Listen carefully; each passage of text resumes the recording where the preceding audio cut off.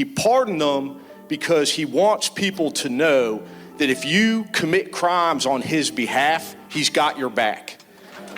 And so now what we have in this country is we have Donald Trump's personal brown shirt militia. It's pretty striking that he said that, and then Enrique Tarrio shows up like 30 minutes later, and then Kash Patel and Dan Bongino are in charge of the FBI 24 hours later. Pretty prescient observation by Michael Finette.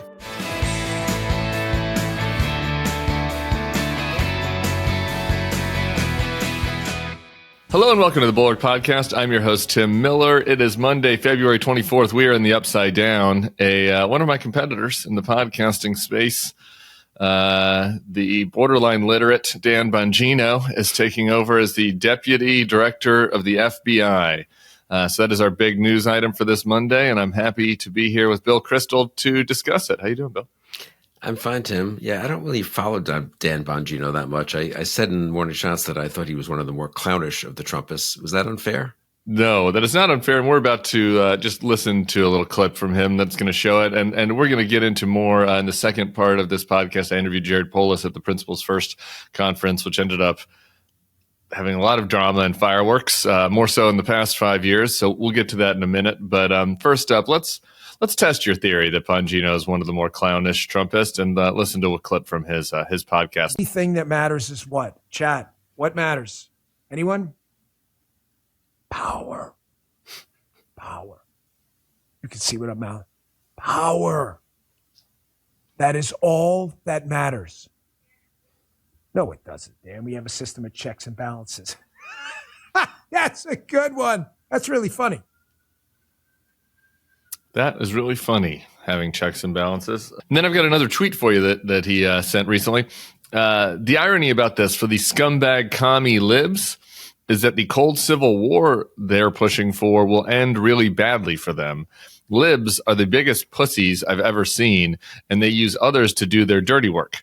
But they're not ready for what comes next. They never have been. You assholes wanted it. Now you've got it. Good luck. Does that seem like the temperament for somebody that we would want for the number 2 slot at the Federal Bureau of Investigation? Yeah, it's wonderful. I hadn't heard that clip. That's pretty amazing, actually. Yeah, I mean, checks and balances, all that stuff, law, rule of law. So yesterday, really, for Dan. I also mentioned that Charlie Sykes used to love to say that, still says, that, the clowns with flamethrowers can do a lot of damage. Yeah. And that's the situation we're in, right? Some of them are more purposeful. Some of them are more just loudmouths and clownish. And they're all committed to doing a huge amount of damage to our institutions and to our system. Yeah, I mean, Dan is clownish and dumb. When I do my MAGA research for all of you and listen to MAGA shows, I tried to listen to his and I couldn't because it's literally like listening to somebody with a 4th grade reading level doing the news. And so I just, I needed to at least be challenged and have my brain be moving a little bit, which every once in a while Bannon or Candace or one of the Patrick Bet-Day, one of these other people will at least, get my brain waves moving a little bit. Dan Bongino was unable to do that. So I didn't listen to a lot of him, but no, he's a total hack. He seems unstable emotionally. I mean, there was somebody, one of the reporters tweeted an email that he had sent him recently, calling him a dipshit, and how is oddly and making fun of the shape of his head. This kind of really, really childish stuff.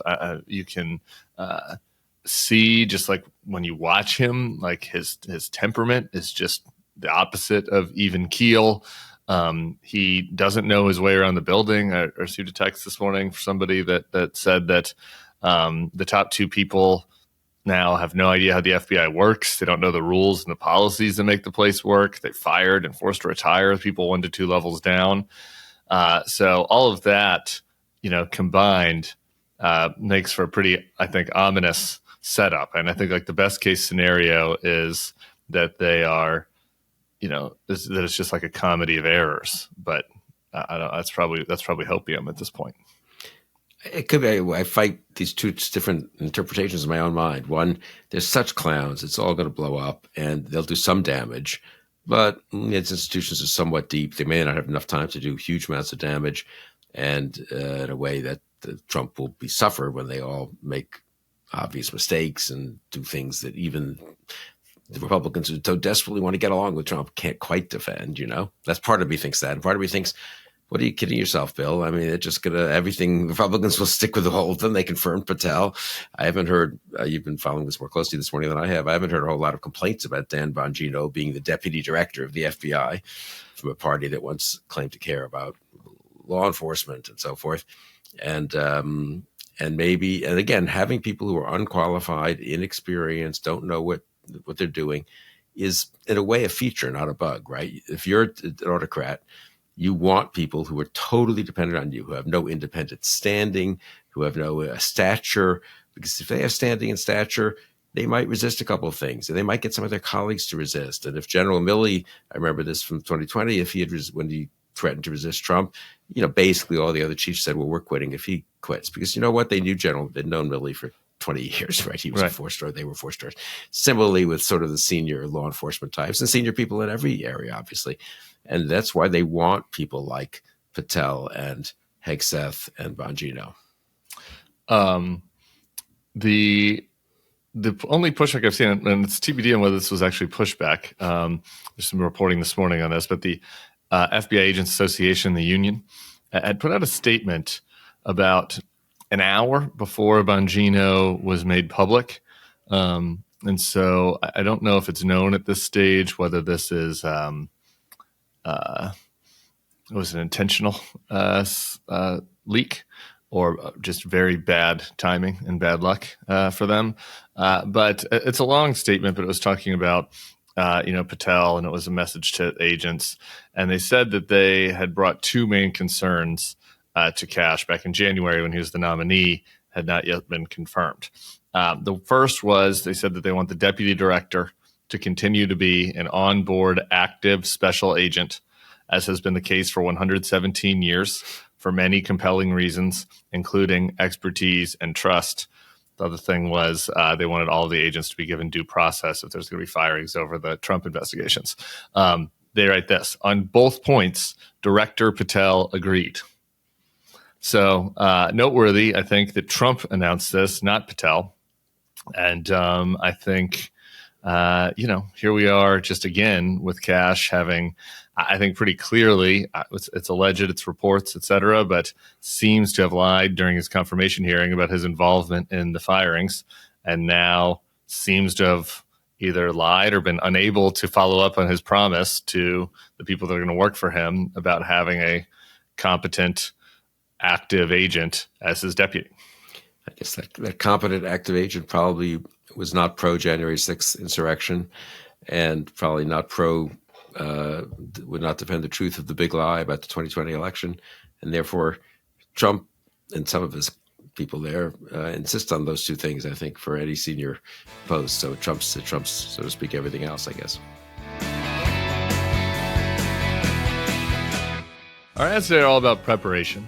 When you got Bill Kristol talking to Bob Kagan about the risks of autocracy in our country and how it's important to sound the alarm early and to prepare early, well, that makes everybody think a little bit. Make sure all of us make sure that we're prepared and that we have our affairs in order in our own life. As such, our first ad is from SelectQuote. SelectQuote is one of America's leading insurance brokers with nearly 40 years of experience, helping over 2 million customers find over $700 billion in coverage since 1985. Other life insurance brokers offer impersonal, one-size-fits-all policies that may cost you more and cover you less, while SelectQuote's licensed insurance agents work for you to tailor a life insurance policy for your individual needs in as little as 15 minutes. Have you ever worried about getting coverage with a pre-existing health condition? SelectQuote partners with carriers that provide policies for a variety of health conditions: high blood pressure, diabetes, even if you have heart disease, no problem. SelectQuote partners with carriers that can cover those conditions and others. Head to SelectQuote.com and a licensed insurance agent will call you right away with the right policy for your life and your budget. Get the right life insurance for you for less at SelectQuote.com/Bulwark. Go to SelectQuote.com/Bulwark today to get started. That's SelectQuote.com/Bulwark.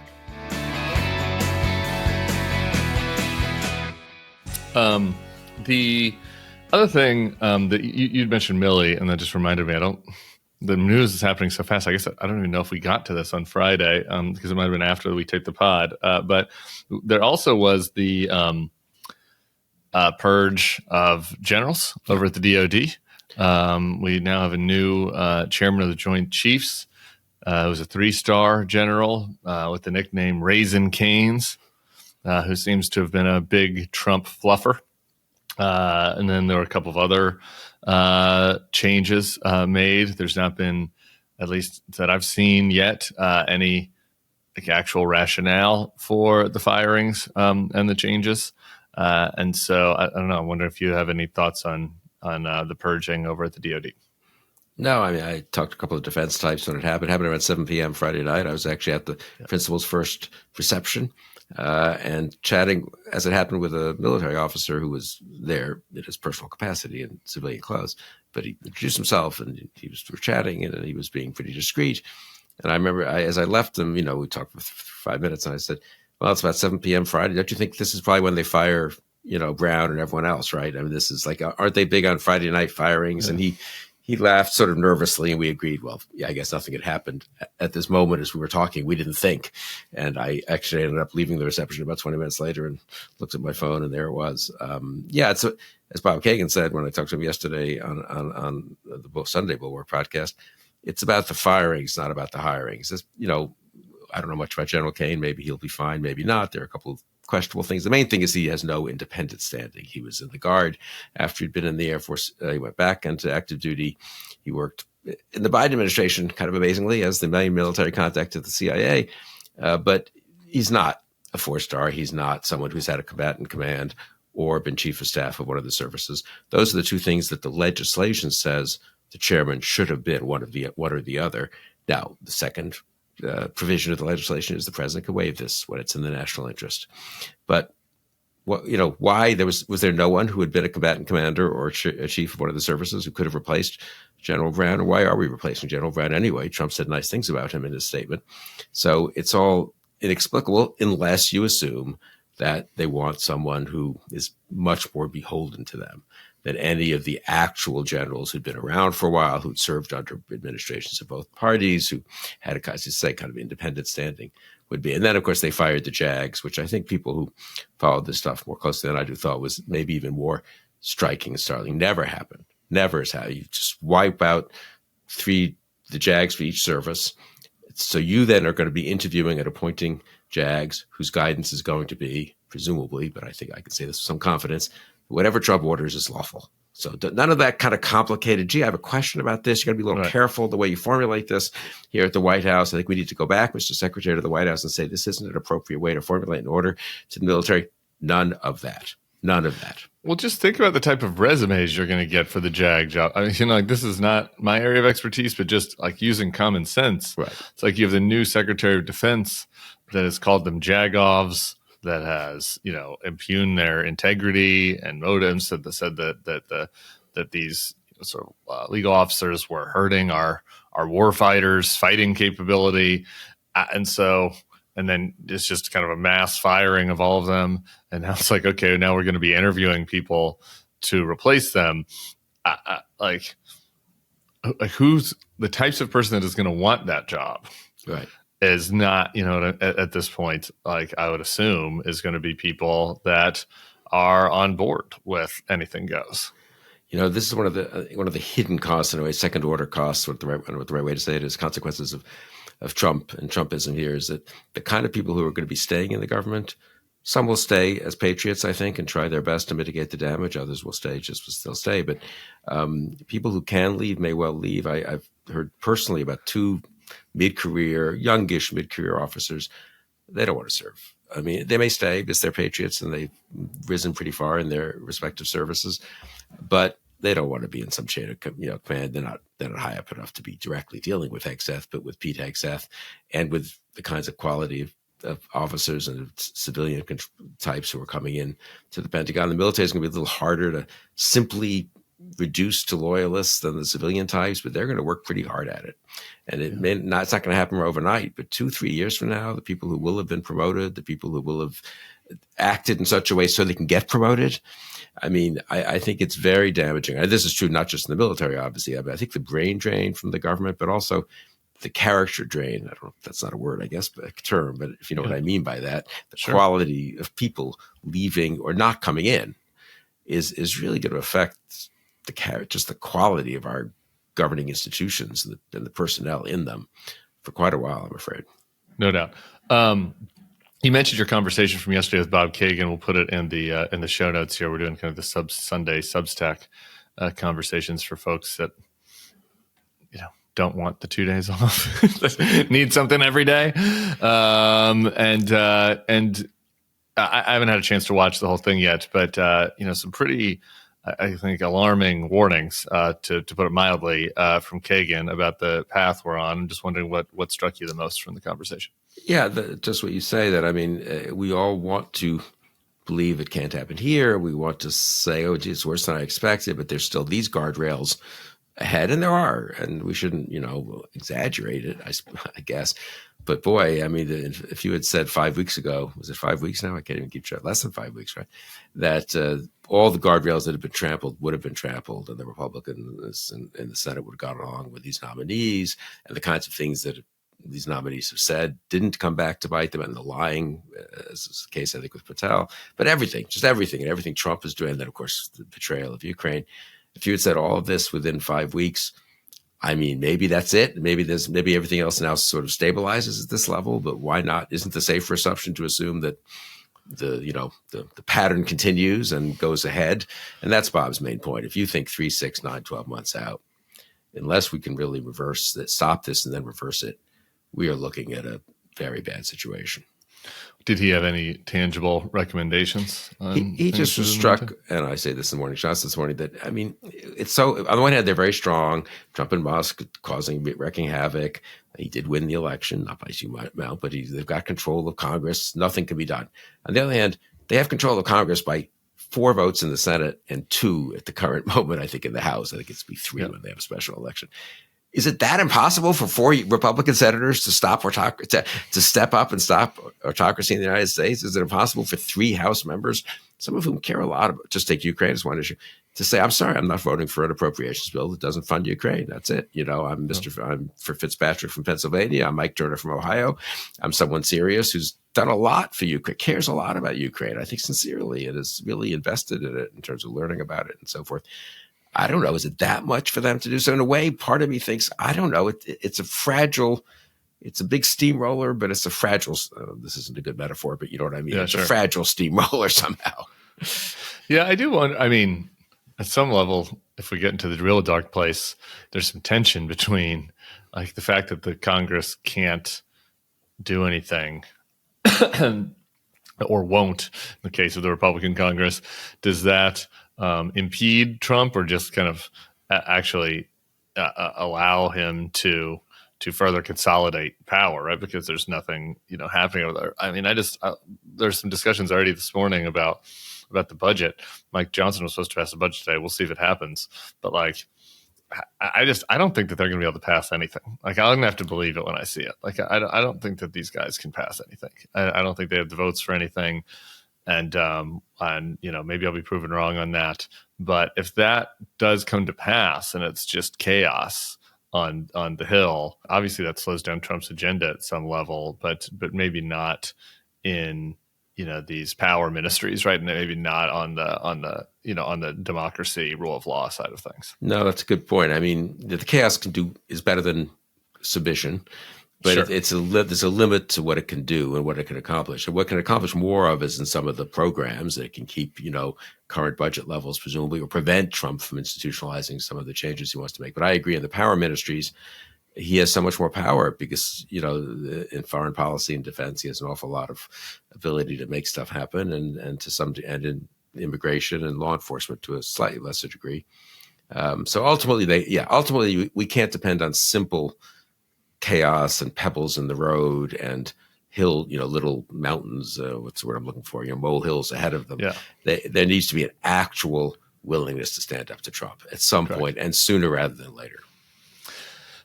So speaking of which, back to the aforementioned Principles First conference. Folks that were not on the internet, didn't see the news over the weekend. The Proud Boys showed up.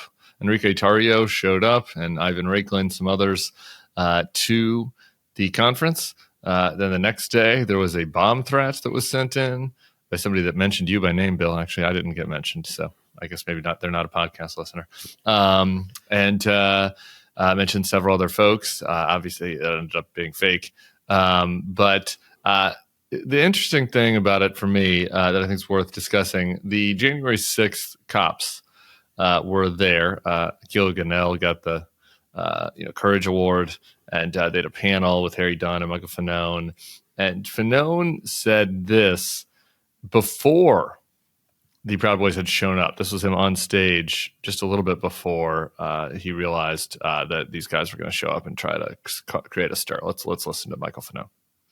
And then Donald Trump pardoned 1,500 insurrectionists, hundreds of violent criminals who assaulted police officers at the Capitol on January 6th, police officers like you see up here on the stage today, but hundreds of other police officers who, regardless of their political ideology, were doing their fucking job. Donald Trump sent them there to assault those individuals, and he pardoned them. He pardoned them. And I'll tell you why he pardoned them. He pardoned them because he wants people to know that if you commit crimes on his behalf, he's got your back. Yeah. And so now what we have in this country is we have Donald Trump's personal brown shirt militia. It's pretty striking that he said that, and then Enrique Tarrio shows up like 30 minutes later, and then Kash Patel and Dan Bongino are in charge of the FBI 24 hours later. Pretty prescient observation by Michael Fanone. No, it's fantastic, and I wish more of our Democrats, who are in politics, would be as clear-spoken and plain-spoken and speak the truth as much as Fanone did. I was listening to that, so I was up on the next panel. Then you were up after us. I was waiting to kind of go on. It was running a little late, and I was there with Gary Kasparov and Tom Nichols, which was our panel, which was kind of foreign policy. And I was struck when Fanone said it. I mean, we've said versions of that, but he said it with such authority, and he has the kind of authority to say it, obviously. And then when Gary and Tom and I were on stage is when Tarrio showed up, and I think it was sort of an accident that the Capitol police guys were at that point were kind of leaving, so they had gone up to the lobby, and these guys came in, and they had their little showdown, which did not get to violence, thankfully. But yeah, the degree to which, I mean, it's going to become normal, don't you think, that Proud Boys, or just let's just say pro-Trump vigilante types, hopefully not indulging in violence, but a certain amount of intimidation and threatening and making life unpleasant, they're going to start showing up at every anti-Trump gathering, but not just anti-Trump, right? At the ACLU and the pro-immigrants organizations and abortion rights. I mean, why not, right? And they've sort of got a yellow light. And again, I was struck that it seemed like Tarrio was pretty careful not to, break the law. He didn't hit anyone. So they can do an awful lot of making life unpleasant for people and deterring people, therefore, from exercising their rights of free speech and assembly and so forth by just showing up with that kind of implicit Trump has your back behind them. Yeah, the menacing element of it. I have a little bit more coming after we finish on the intimidation side of things, but the free reign to menace people element of this is real. And again, it's almost, you roll your eyes to say it at this point, but it is just shocking that you do not have, even after, something like this, where these guys, get pardoned, show up, menace the cops that were injured at the Capitol. There's a bomb threat, we don't actually know who sent the bomb threat in. There's not the Tom Tillises of the world, who were up there on stage just a month ago, mocking liberals or mocking anti-Trumpers who are concerned that this might happen, who are concerned that Trump might pardon the violent criminals, and deriding them in the Senate. None of them have the integrity to even send out a tweet that is this is bad. People should be, I might disagree with the folks in that room when it comes to the matter of Donald Trump, but whatever. I've worked with many of them. They're conservatives. Like, they do not deserve to be menaced. They do not deserve to be threatened. And it was a mistake for Donald Trump to release the people from prison that would do this type of thing to police officers. Like, that's a pretty simple statement to send. There are plenty of those statements that were sent by Democrats when it was, I think, a non-political attack on Donald Trump, a crazy person in Pennsylvania. And like, not only does it not happen, there's just like not even any expectation that it'll happen, right? Like, people are like, they've been so beaten down by these guys' cowardice that like, I doubt they will even get asked about it on the Hill today, you know? No, that's a good point. Yeah, people just assume they're not going to say anything. Yeah. I mean, yeah. Weak. It's a bunch of weak individuals. So anyway, good on Heath and Heath Mayo, who hosted that event, and all the folks that continue to show up. It was good to see a bunch of people out there. And these guys cannot be allowed to silence us with their stupid troublemaking. Creating a trust and will is a very slow and time-consuming process, leaving you less time for more important tasks. But trust and will makes creating your will easy and time-efficient, meaning you can focus on other important tasks. Get 10% off at trustandwill.com/thebulwark. When Dan Bongino, one of the stupidest MAGA podcasters in America, somebody that seems to have an issue with his temper, once complained that he has a punchable face. When he becomes the deputy director of the FBI, it's time to. Some of us might think, well, hey, maybe we should get our affairs in order. Maybe it's time to do a little work. All right, to just make sure that we're planning ahead, and that is where trust and will comes in. You can keep your family prepared and protected by managing your will or trust online. Each will or trust is state-specific, legally valid, and customized to your needs. Ensure your family and loved ones avoid lengthy, expensive legal proceedings or the state deciding what happens to your assets. Their simple step-by-step process guides you from start to finish, one question at a time. So, uncomplicate the process with trust and will. Protect what matters most in minutes at trustandwill.com/bulwark and get 10% off plus free shipping. That's 10% off and free shipping at trustandwill.com/bulwark. Hey, YouTube fam, if you want to support the Bulwark, the best way to do it is by becoming a YouTube Bulwark Plus member. The Bulwark is truly independent. We have no corporate overlords. We're not settling any dumb lawsuits with Trump. By joining, you help support our work, and you can get a bunch of perks right here on this platform. Ad-free content, bonus videos, live streams, and some emojis of me, which I guess some people want. So come join, come hang out, become a Bulwark YouTube Plus member, and I'll be seeing you in the comments. So behave. Lastly, before we get to more from Principles First, and I'll play some audio from my interview with Polis and my panelist, Sarah Longwell. There was... I don't know if to call it positive news or not, but the German elections were over the weekend. I think it's worth kind of mentioning because it became relevant to domestic politics because Elon Musk and J.D. Vance is campaigning on behalf of AfD, the far-right German nationalist party. They ended up getting just about 20% of the vote in whatever it is, 6-7-way election. The CSU, led by Friedrich Merz, won the election with the most votes, about 29%. SPD had 16, Greens had like 11 or 12. So on the one hand, not great that the AfD is now the second party there, the lead opposition party, if you will, in Germany. But I guess it's better than them winning. A lot better. No, and they went. The bad news is it's the most votes they've gotten. It's like the high, maybe they'd gotten 13% or something before the high water mark, and they're getting 20, 21 almost. So that's not great. On the other hand, they've been polling at around 20 for the entire election campaign, which I think it's about like 2 months. So they didn't go up, even though there were terrorist attacks, really, and some very bad crimes in Germany the last 2-3 weeks that got a ton of attention, understandably. And even though Musk and Vance weighed in for them.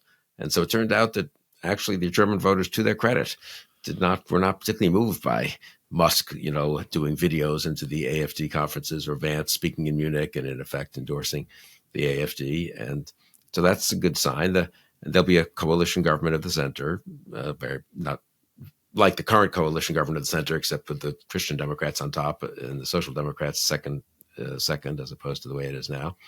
So the center, yes, the big picture for me is somewhat a little bit glass half full and all that. But I think, yes, the center held. And actually in Europe, this is the great irony, right?